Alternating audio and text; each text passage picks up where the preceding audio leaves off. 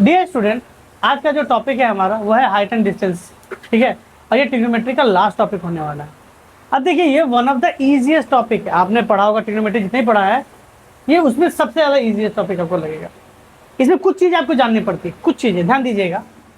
जैसे कि अगर आपको पेड़ बनाने के लिए कह दे, इसमें आपका पेड़ ये है, आपसे कह दिया एरोप्लेन बनाने के लिए तो आपका एरोप्लेन ये है, आपसे कहेगा ब्रिज बनाने के लिए तो आपका ब्रिज, अगर नदी ऐसे जा रही होगी तो आपका ब्रिज ये है, ठीक है। तो यहाँ पे थोड़ा पिकासो नहीं बनना है किसी को, नॉर्मल चीजें लेके चलनी है। क्लियर है? देखिएगा इधर, इसमें क्या होता है ना, देखिए अगर मैं इसका इंट्रोडक्शन है इस तरह से कहूँ आपको, तो आप लोग को सुनने में बहुत अच्छा लगा कि हाइट एंड डिस्टेंस का यूज करके हम लोग किसी पेड़ की छाया माप कर उसकी हाइट माप देंगे। क्योंकि सर छाया तो छोटी बड़ी हो सकती है, तो क्या हुआ, तो भी हम लोग को किसी को पेड़ है उसका शैडो गिर रहा है, उसका शैडो देख के हम लोग उसकी लेंथ, एक्चुअल लेंथ बता पाएंगे। किसी बिल्डिंग की लेंथ देख के उसकी बिल्डिंग की हाइट माप पाते हैं बिना किसी फीते के, और ये भी एक्यूरेट होगा, ठीक है। तो हम लोग उन सब वैसा इंट्रोडक्शन पे नहीं आते, सीधा टू दी पॉइंट पे आते हैं, ठीक है। देखिएगा, इसमें कुछ चीजों की जरूरत होती है। एक होता है एंगल ऑफ एलिवेशन। क्या होता है आपका एंगल ऑफ एलिवेशन। एक होता है आपका angle of depression, angle of depression, ठीक है। इस दोनों टॉपिक पे आपका पूरा ट्रिग्नोमेट्री मतलब हाइट एंड डिस्टेंस रखा हुआ है पूरा का पूरा। अब देखिए, कुछ चीजों को आपको समझना पड़ेगा, उन सब चीजों को थोड़ा समझते हैं। एंगल कैसे बनता है, पहले इन सब चीजों को क्लियर कर लें। एंगल कैसे बनता है? जहां पे दो साइड मिलते हैं, जहां पे दो साइड मिलते हैं वहां पे बनता है एंगल। तो ये मेरा एक साइड और ये एक मेरा एंगल, ये एक साइड, ये मेरा एक एंगल, ये एक साइड, एक दूसरा साइड, दो साइड जहां मिलते हैं वहां पे क्या बनता है?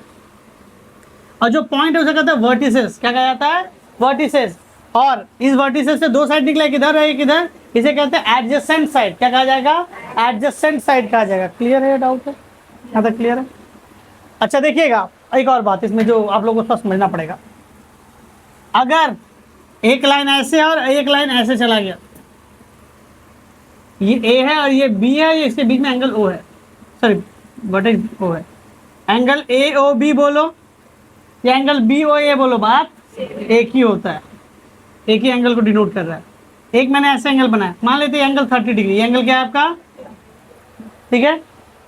एक एंगल मैंने यहां पे बनाया, ये एंगल कितना डिग्री होगा?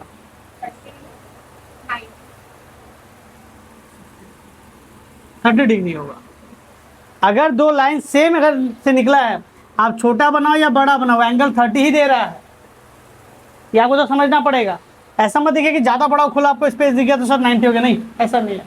और 90 वाला एंगल यानी जहाँ पे एल वाला एंगल दिखता है, राइट एंगल कहते हैं उसे, कहीं पर लिख दिया ऐसे परपेंडिकुलर या राइट एंगल, वो 90 डिग्री की बात कर रहा है। ये एल वाला एंगल कहीं पर भी दिख रहा है आपका, वो राइट एंगल होगा, ये 90 डिग्री। इस चीज को समझिएगा। क्लियर यहाँ तक? एंगल का छोटा सा मुंह दिखाया, बड़ा सा मुंह दिखाया, आपका वैल्यू क्या होगा? सेम। ये हो गया एंगल, ठीक है।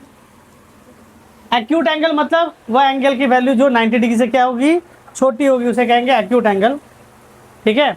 अगर एंगल की वैल्यू 90 डिग्री के एग्जैक्टली बराबर आती है तो उसे क्या कहेंगे? Right angle. 90 डिग्री से ज्यादा हो जाएगा तो उसे कहते हैं ऑब्ट्यूस एंगल। स्ट्रेट लाइन को कहते हैं स्ट्रेट एंगल, 180 डिग्री का होता है। ये सब चीजें नॉर्मल को लगती हैं। यहाँ तक क्लियर हो गया? अच्छा, एक और प्रॉपर्टी क्या लगता है, ध्यान दीजिएगा। दो पैरेलल लाइन है, दो क्या है? Parallel line. पैरेलल लाइन किसे कहते हैं? उन दो लाइन को पैरेलल लाइन कहा जाएगा। आप इसको आगे बढ़ा दो या पीछे लेके चलाओ, इन दोनों के बीच की जो दूरी है ना, सेम ही रहेगा, ना तो बढ़ेगा ना तो कमेगा। उसे क्या कहते हैं? Parallel line. पता होगा सबको ये बात। अगर पैरेलल लाइन को कोई लाइन इस तरह से काटते हुए चली जाए, ध्यान दीजिएगा, यहाँ पे जेड वाला एंगल क्या कहलाएगा? Alternative angle. जेड वाला एंगल क्या कहलाता है आपका? Alternative angle. इट मीन्स अगर मैं ऐसे लिखूं इसको मैं लिखता हूँ 1 2 3 4 5 6 7 8, एंगल 3 किसके बराबर हो जाएगा? एंगल 5 के। क्यों? क्योंकि आपका क्या हो जाएगा? अल्टरनेटिव एंगल है। क्लियर है या डाउट है? ठीक है। जेड वाला एंगल क्या होता है आपका? अल्टरनेटिव। और ये कब काम करेगा? जब लाइन आपका पैरेलल होगा तो ही काम करेगा, वरना काम नहीं करेगा। क्लियर है? चलिए एक और ध्यान देते हैं हम लोग। कहेंगे सर उल्टा जेड भी चल सकता है क्या? बोले हाँ उल्टा जेड भी चल जाएगा। तब ये एंगल 4 किसके बराबर होगा? एंगल 6। क्यों? ये भी आपका क्या हो गया? Alternative angle. क्या कहलाएगा? Alternative angle.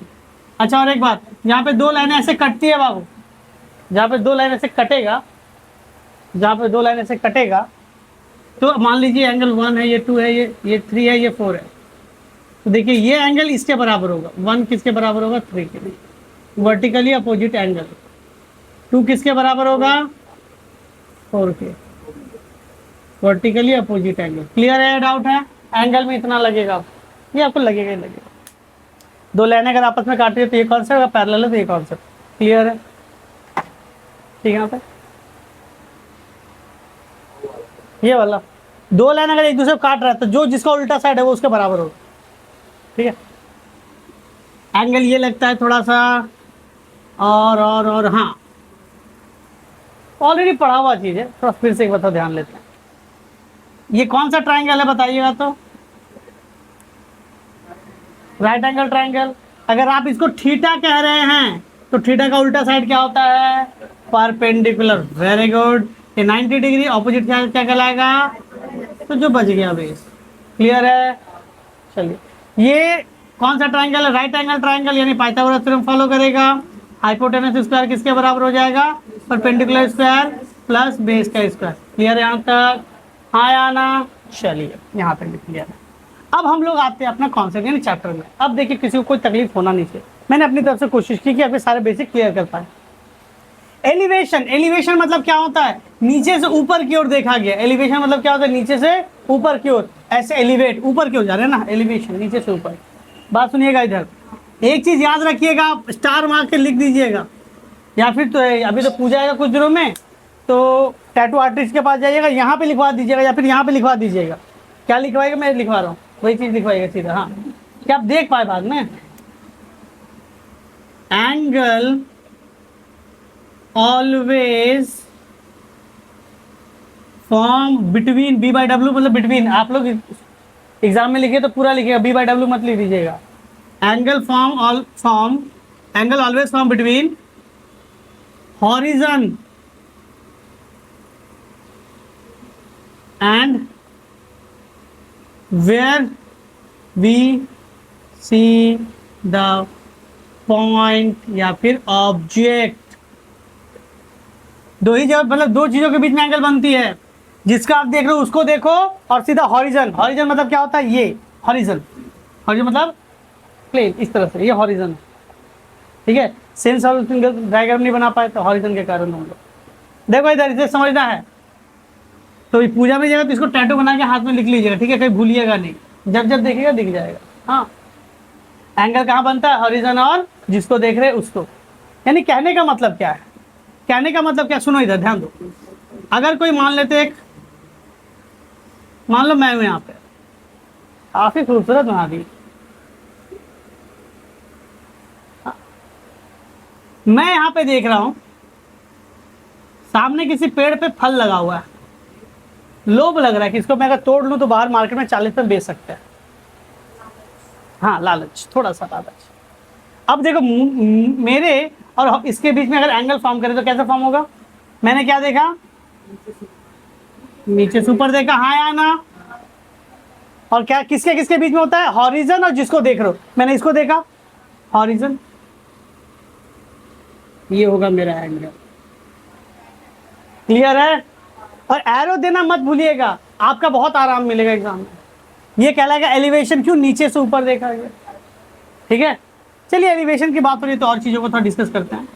मान लीजिए एक बिल्डिंग है, ये आपका बिल्डिंग है। ठीक है। नीचे से यानी कहा गया, ग्राउंड से कहा गया इसके टॉप को देखा जा रहा है। ग्राउंड से क्या कहा गया? आपका बिल्डिंग के टॉप को देखा जा रहा है। तो सर ग्राउंड से सीधा टॉप को मिला दीजिए आप। नीचे से ऊपर गया ना, ये एंगल थीटा क्या हो जाएगा? एलिवेशन। क्या कहलाएगा? एलिवेशन। ठीक है।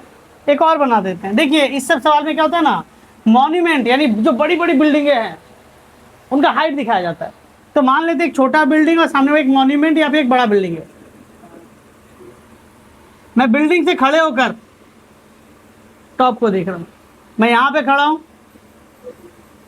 मान लीजिए आप लोग में से कोई यहाँ पे खड़ा है। मैंने कहा तू इतने ऊपर पहुंच गया। बोला सर मेरा कद ऊंचा है, ऊंचे लोग ऊंची पसंद। तो मैंने क्या देखा, नीचे से क्या देखा, बिल्डिंग के टॉप से इसको देखा, हाँ या ना। अब देखो एंगल कैसे बनेगा, नीचे से कहाँ देखा गया है, तो एंगल किसके बीच में बनता है, दो चीजों के बीच में बनता है। जिसको देख रहे हो उसको देखो, और हॉरिजन, हॉरिजन किधर जाएगा, प्लेन। हॉरिजन में एरो मत दीजिएगा। क्लियर है, डाउट है, बुझाते पहले ची, चलिए क्लियर हो गया एलिवेशन, हाँ या ना। लेकिन यहाँ पे सवाल कंप्लीट नहीं हुआ। पहले बिल्डिंग के टॉप से दूसरे बिल्डिंग को टॉप देखा, अब कह दिया दूसरे बिल्डिंग के बॉटम से पहले बिल्डिंग का टॉप, दूसरे बिल्डिंग के बॉटम से पहले बिल्डिंग का टॉप। नीचे से ऊपर देख रहे हैं ना, का एंगल बनेगा, जिसको देख रहे हो उसको, और हॉरिजन। तो देखो यहाँ पे थीटा ऑलरेडी ले लिया गया है, तो थीटा नहीं लेंगे, क्या ले लेते हैं, बीटा ले लो, अल्फा ले लो, कुछ भी ले लो। ट्रिग्नोमेट्री बहुत अच्छा चैप्टर है, पता है क्यों, क्योंकि इसके अंदर हम लोग चाहे तो एक्स के अलावा कुछ और भी लेट किया जा सकता है। हाँ, अल्फा बीटा भी चलता है, ठीक है, मिटा दे। तो हम लोगों ने एंगल ऑफ एलिवेशन पढ़ा, क्लियर है। अब पढ़ते हैं एंगल ऑफ डिप्रेशन। ऐसा नहीं कि डिप्रेशन आप लोग को होता है, देखो क्वेश्चन में भी डिप्रेशन है। हाँ, डिप्रेशन मतलब क्या होता है, आपने कहाँ देखा, नीचे से, अब क्या कहेगा, ऊपर से नीचे। क्या कहेंगे, ऊंचे लोग ऊंची पसंद, ऊपर से नीचे देखिए, नीचे उतरना ही नहीं। मान लीजिए कैसे, मान लेते हैं कि मैं वही कॉन्सेप्ट है, मुझे इस पे फल दिखा, मैं चढ़ गया इसके ऊपर तोड़ने के लिए। अब मैं कहाँ हूँ, यहाँ पे, मैंने कहा हूँ यहाँ पे हूँ, ठीक है। तो अच्छा से बनाते, जब बच्चे खड़े हैं तो अच्छा से बनाना पड़ेगा।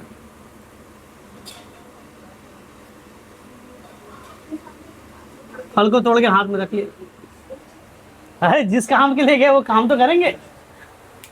अब देखो इधर, बात तो सही कहा आपने।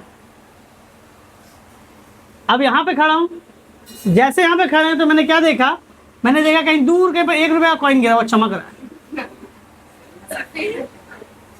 पैसा दिख रहा है जी। मैं ऊपर खड़ा हूँ, अब मुझे कहीं फ्लोर पे मुझे कहीं एक पॉइंट देख रहा हूँ मैं, तो मैं कहाँ से देख रहा हूँ,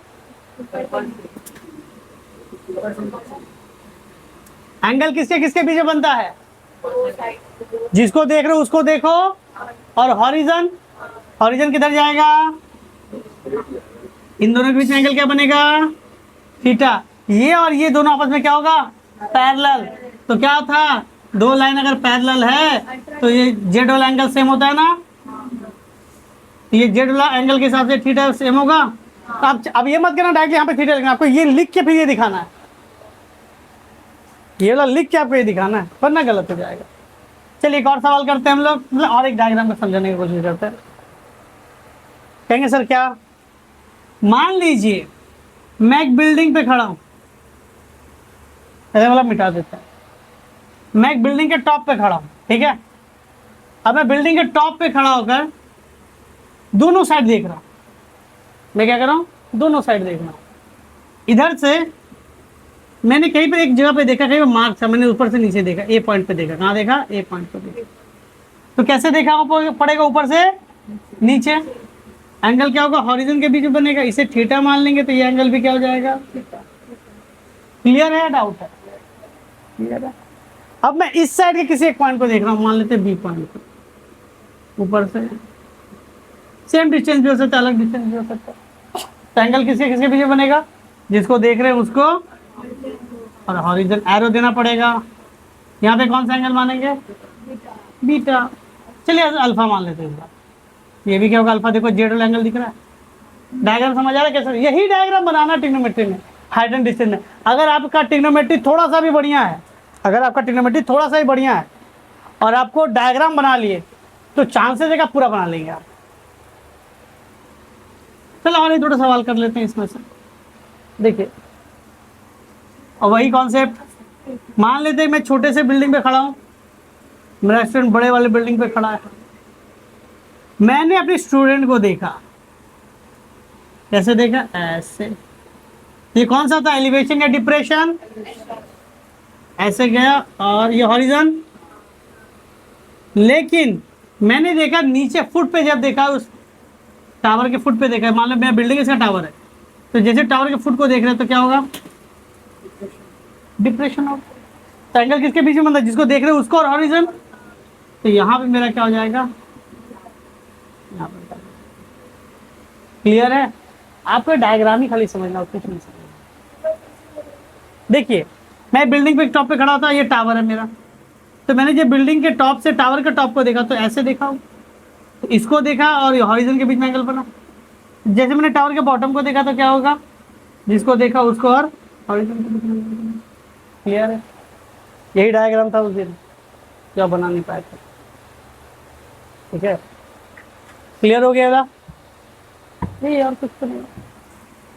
अब चलिए एक दो सवाल कर लेते हैं, क्या करते हैं, एक दो सवाल। जैसे पहला सवाल है आपका,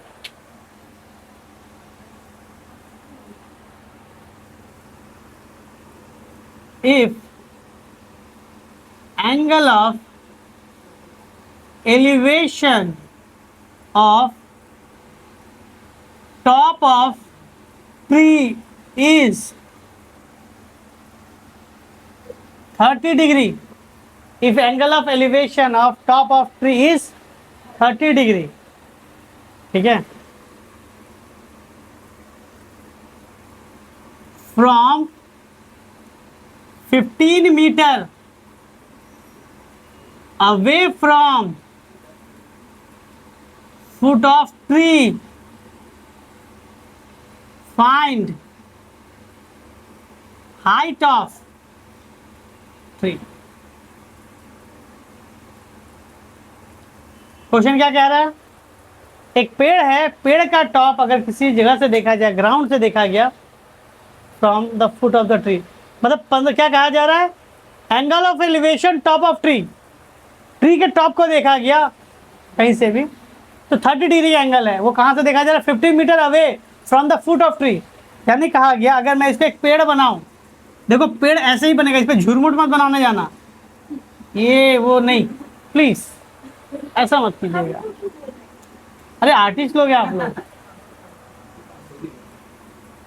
तो क्या होगा आपका ए बी, क्या होगा, पेड़। आपने कहां से देखा है उसको, सी पॉइंट से देखा है, नीचे से ऊपर देखा या ऊपर से नीचे देखा, एलिवेशन नीचे से ऊपर। काफी इंटेलिजेंट है आपका। हाँ हाँ, एलिवेशन नीचे से ऊपर।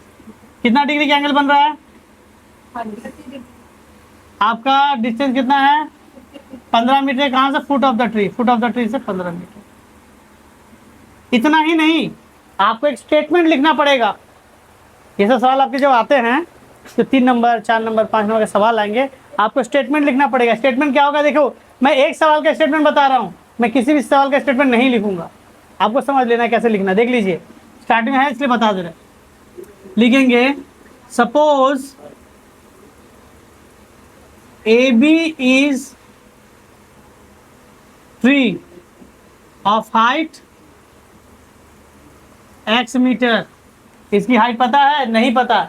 जब नहीं पता है तो किसको याद करते हैं, x।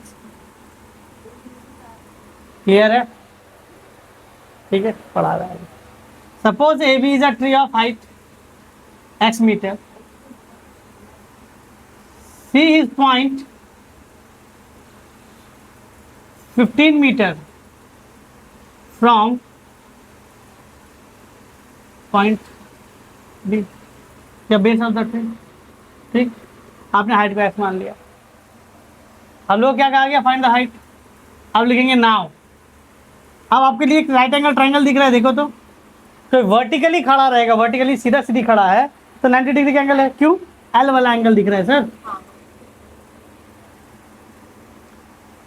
आपको डायग्राम नहीं दिया रहेगा, पहली बात आपको डायग्राम खुद से बनाना है।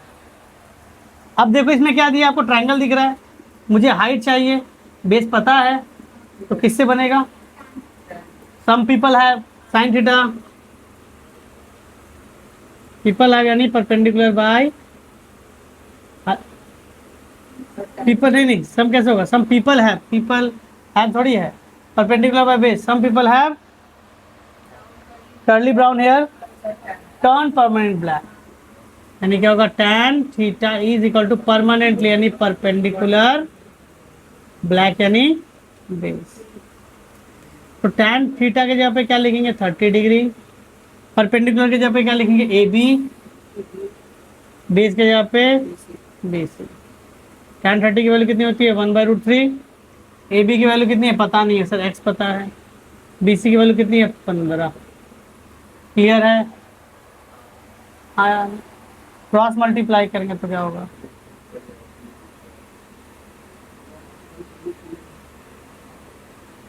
हो गया आंसर। लेकिन कोशिश कीजिएगा डिनोमिनेटर में रूट ना हो, क्योंकि हम लोगों ने पढ़ा है कि डिनोमिनेटर में रूट नहीं रखा जाता। तो वैल्यू क्या हो गई 15/√3, तो हम लोग कर देते हैं इसे रेशनलाइज, 15√3/√3 इंटू √3 3 5। एक्स की वैल्यू क्या हो जाएगी 5√3 मीटर। क्लियर है? ये आपका आंसर हो गया। अगर आप ट्रिग्नोमेट्री पढ़ रहे हैं तो याद रखिए, कुछ चीज़ें आपको याद रखनी पड़ जाती है। अगर क्वेश्चन में दिया है तो ओके, अगर नहीं दिया है तो यहाँ तक भी छोड़ सकते हैं। आप चाहो तो इसको और सॉल्व कर सकते हो। कैसे?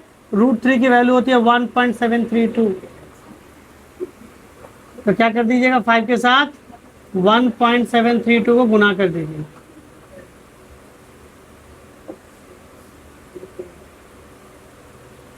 यानी 8.66 मीटर। ये भी आपका सही है, ये भी आपका सही है, नोट कर लीजिए। सबसे बेसिक क्वेश्चन था इसका।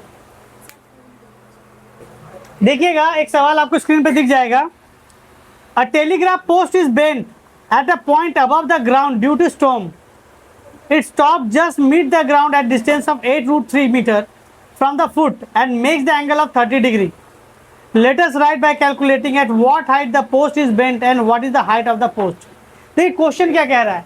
देखिए टेलीग्राफ पोस्ट आप लोग को बहुत लोगों को पता ही नहीं होगा। टेलीग्राफ पोस्ट अगर नहीं समझे तो सीधी सी बात एक बहुत बड़ा पोल होगा, सीधी सी बात। और ये क्वेश्चन पोस्ट, पोल, लैम्प पोस्ट, ट्री बोलकर ही आता है। खाली आप लोग वर्ड घुमा देंगे और कुछ नहीं।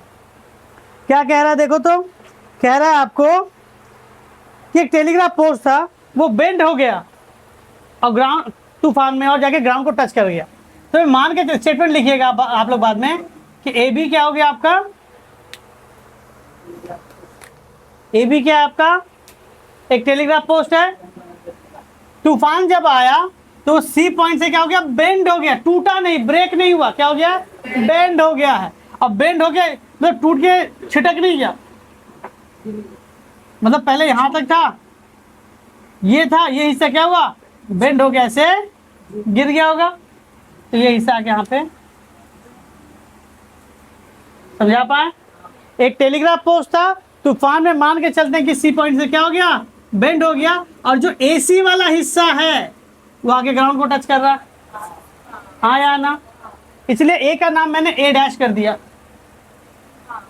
ठीक है, ए का नाम मैंने ए डैश कर दिया। आप चाहो तो ए ही रहने तो कोई बड़ी बात नहीं है। अब क्या कह रहा है, it top meet the ground distance 8√3 metre. कह रहा है इसका जो टॉप है, इसका जो टॉप है ग्राउंड से कितना दूर, बेस से मिल रहा है, बेस से 8√3 मीटर की दूरी पर जाके ग्राउंड को मिल रहा है। बेस से कितना दूर है पता चल गया, हाँ या ना? अब कह रहा है it make the angle of theta, और ग्राउंड से कितना डिग्री का एंगल बना रहा है, 30 डिग्री का, ठीक है। Let us write by calculate at what height post is bent and what is the height of the post. क्या पूछा, कितनी हाइट से टूटी है और टोटल हाइट कितना था। मान लेते कितना हाइट से टूटा बाबू, एक्स, गुड। और टोटल हाइट कितना था, वाई। आपको यहाँ पे स्टेटमेंट लिखना है, ठीक है। स्टेटमेंट पे नंबर है, डायग्राम पे नंबर है। आपने डायग्राम नहीं बनाया, बना लिया पूरा, जीरो मिलेगा, जीरो, कुछ और नहीं, सिर्फ जीरो। अगर एग्जाम में किसी का देख के लिखेगा हाइट एंड डिस्टेंस, मैं इसलिए बता रहा हूँ, तो डायग्राम भी ले लीजिएगा उसका। बना बोले कौन डायग्राम बना, तो बना देते हैं ना, नहीं नंबर नहीं मिलेगा, कम जाता है नंबर। स्टेटमेंट नहीं लिखने से आपका नंबर कम जाता है। हाँ, डायग्राम बहुत ज्यादा जरूरी है इसमें। इधर देखिए क्या लिखेंगे यहाँ पे, let A B is a telegraph pole of height y metre in storm pole will bend from point C x meter above the ground and top of tree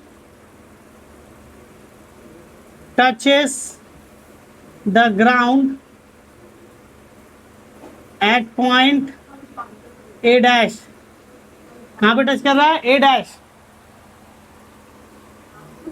Where लिख देना B A dash is equal to 8√3 metre. Angle B A dash C is equal to 30 degree. Clear है? इतना लिख दिया आपने. आपसे ये x और वाई की वैल्यू पूछी है. अब बताओ यहाँ पे कौन सा ट्राइंगल बनेगा. देखो परपेंडिकुलर एंगल पता है, बेस पता है, परपेंडिकुलर निकालना सबसे पहले ही ना निकाले. तो क्या लिखेंगे यहाँ पे? tan थीटा की वैल्यू क्या होती है? Perpendicular by base. tan theta क्या होता है? बेस और हाइपोटेनस के बीच का एंगल 30 डिग्री. परपेंडिकुलर कितना आपका? BC. बेस क्या आपका? A dash B. tan 30 की वैल्यू 1/√3. BC की value x. A dash B क्या हो गया? 8√3. देखो यहाँ पे कुछ शॉर्टकट करवाएंगे, ध्यान दीजिएगा. अगर आपका ये लिखा गया 1/√3 x बाई 8√3 है तो इसे 8√3 को मैं ऊपर लेके जाऊंगा तो क्या हो जाएगा? ऊपर चल जाएगा, ये जाएगा तो इधर. हाँ 8√3. ये √3 कहाँ चलाएगा? नीचे. ये x √3 से √3 कट गया, x की वैल्यू आ गई 8. हाँ या ना? आप डायरेक्ट कर सकते हैं. ये भी √3 नीचे, ये भी √3 नीचे, बीच में इक्वल टू है. कहीं पीछे प्लस प्लस नहीं है. √3 से √3 कट जाएगा. x की वैल्यू क्या हो गई? 8 मीटर. x की वैल्यू क्या हो गई? 8 मीटर. हाँ या ना? अब क्या पूछा गया आपसे? Find the height of the tree. Height of the tree तो ये निकल गया. देखो बात सुनो, इसको और इसको जोड़ेंगे तो हाइट ऑफ द ट्री हो जाएगा. अब देखो ट्रायंगल में तुम्हें इसकी वैल्यू पता है, इसकी वैल्यू पता है. पाइथागोरस थ्योरम लग सकता है. लिखेंगे by Pythagoras theorem in triangle कौन सा? A dash B C.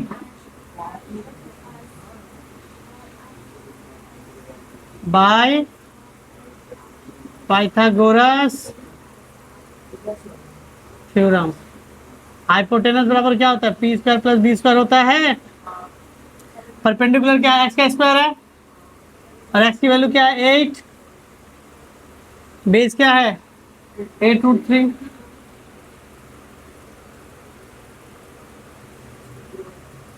देखो शॉर्टकट बनाएंगे इसका. ये हो गया 8 स्क्वायर, 8 का स्क्वायर, 8 स्क्वायर √3 का स्क्वायर क्या हो जाएगा? 3. देखो दोनों से 8 स्क्वायर कॉमन निकाल लेंगे. 1 + 3. 8 स्क्वायर इंटू 4. 8 स्क्वायर के बदले बाहर क्या निकलेगा? 1 8. 4 के निकले निकलेगा 2. 16 मीटर. हाइपोटेनस क्या हो गई? 16 मीटर. क्या हो गई? 16 मीटर. देखो ये पहला मेथड से तुमने निकाला इसकी वैल्यू. हाँ या ना? चलिए दूसरा मेथड से मैं बताऊँ इसकी वैल्यू निकालने का. देख लो यहाँ पे साइन थीटा ले लेते हैं. साइन थीटा क्या हो जाएगा? Perpendicular hypotenuse. थीटा की जगह पे क्या है आपका? 30. परपेंडिकुलर की जगह पे क्या आपका? x. x की वैल्यू कितनी है? 8. हाइपोटेनस चाहिए मुझे. Sine 30 1/2 8/h. h equal to 16 metre. हाँ या ना? दिखा? क्लियर है? इस मेथड से निकाल लो. जो मेथड अच्छा लगे उस मेथड से निकाल लीजिए. ये मेथड या तो ये मेथड. ठीक है, निकाल लिया 16 मीटर आपने. आपसे पूछा एक्चुअल हाइट. यहाँ बच्चा लोग छोड़ देता है. Actual height. एक्चुअल हाइट क्या होगा? y ना. तो y बराबर क्या? एक्चुअल हाइट क्या था आपका? AB. एक्चुअल हाइट क्या आपका? AB. AB क्या हो जाएगा बताओ? BC plus CA dash. यही से ना बेंड हो किधर आएगा। अब देखो बीसी की वैल्यू कितनी पता है मुझे, एक्स, एक्स की वैल्यू कितनी थी 8, सी डैश की वैल्यू कितनी थी ये 16, ए बी की वैल्यू क्या है वाई, तो वाई इज इक्वल टू कितना हो जाएगा 24 मीटर। क्लियर है। तो रिक्वायर्ड आंसर क्या हो गया, एक हो गया 8 मीटर, स्टेटमेंट लिखना above the ground breaking point, और ये टोटल हाइट 24 मीटर। आंसर है क्या, देख लो तो एक बार नोट कर लीजिए। देखिएगा नेक्स्ट क्वेश्चन, वो भी आपको स्क्रीन पे दिख रहा होगा। The angle of elevation of top of chimney from a point on the horizontal plane to the foot of chimney 60 degree. देखिए क्या कह रहा है, चिमनी कह रहे हैं, तो चिमनी मतलब क्या होगा, किसी फैक्ट्री के ऊपर लंबा सा लाइन लगा वही ना चिमनी होता है। हम लोग डायरेक्टली इसी को चिमनी कहेंगे। बात सुनो, ये हो गया मेरा चिमनी, ये भी मेरा हो गया चिमनी, सीधी सी बात है। ये मत सोचिएगा कि एक सारे फैक्ट्री बनाएंगे ऐसे ऐसे ऐसे करके और उस सब के ऊपर धुआं निकालने के लिए अलग से लाइन लगाएंगे, इतना नहीं करना है। नहीं, क्या कह रहा है, angle of elevation top of chimney from a point on horizon, horizon के किसी भी पॉइंट से इसका चिमनी का टॉप देखा गया। देखो हो सकता है मैं ऐसे बना रहा हूँ, आप लोग चाहो तो चिमनी ऐसे बना और इधर से हॉरिजन लो, आपका मन।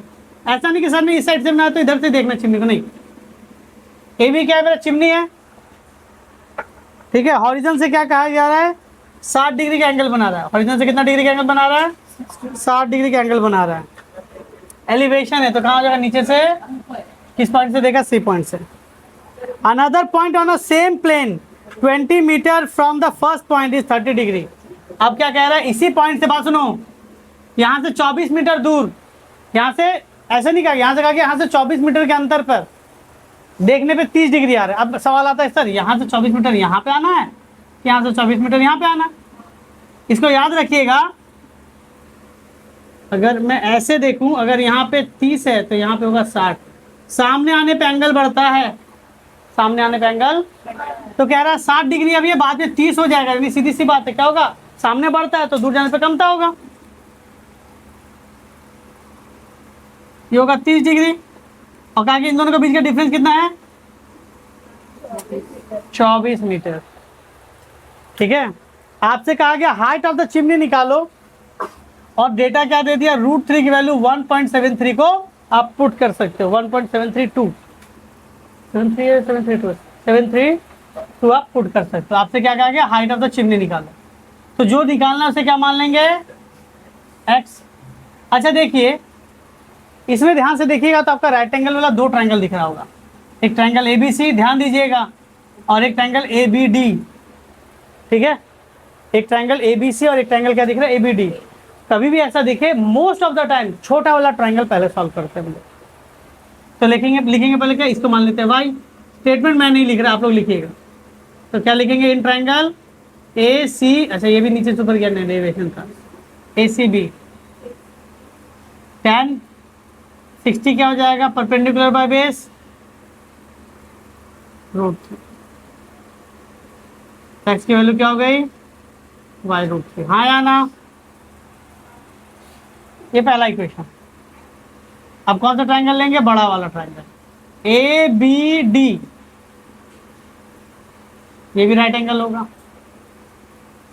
इसमें लिखेंगे tan 30 degree, perpendicular base y+, ठीक है। tan 30 की वैल्यू क्या होती है, 1/√3,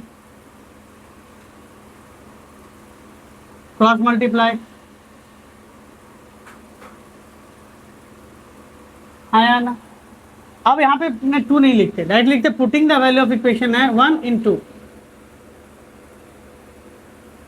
putting the value of x, तो क्या हो जाएगा, y + 24, x के यहाँ पे क्या लिखना है, y√3, गुना हो जाए तो क्या हो जाएगा, y + 24, √3 से गुना हो जाए तो क्या होगा, 3y -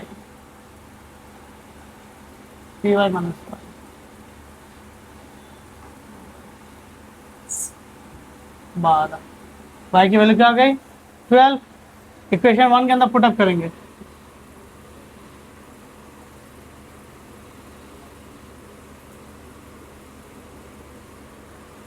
x is equal to Y root 12√3। Y की वैल्यू क्या थी आपकी, ध्यान से देखिए तो 12। आपसे ये ना पूछा height of the chimney, height of the chimney क्या हुआ 12√3 मीटर। अब देखिए 12√3 यानी 12 इंटू 1.732, क्योंकि √3 की वैल्यू दे दी गई है, गुना करते हैं 4 6 3 4 2 3 7 1 4 8 7 0 2 3 के बाद हो जाएगा कितना 20.784 मीटर। आंसर कितना देखिए तो, अगर इसको 2 डिजिट में रखेंगे तो क्या होगा, x इज इक्वल्स टू 20.78 मीटर। बगल में लिख दीजिएगा अप्रॉक्स कितना हाइट होगा चिमनी का। अब पूछता कितना दूर है, तो y यानी 12 मीटर दूर से पहला पॉइंट ऐसा मिला है, देखो तो थोड़ा, हाँ ये मिल गया। चलिए नोट कर लीजिए, इस वीडियो में इतना रखते हैं।